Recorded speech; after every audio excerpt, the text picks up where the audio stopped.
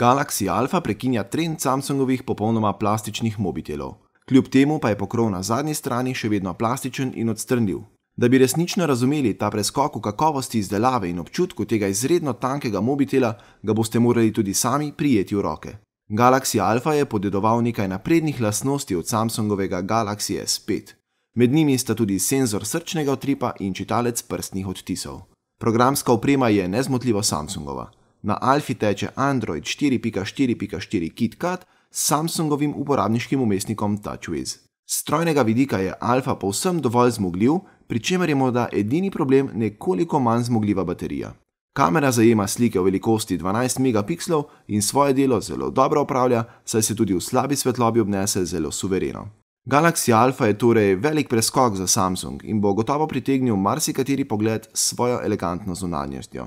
Za vse ostale podrobnosti pa obiščite Tehnik in si preberite test na dlani.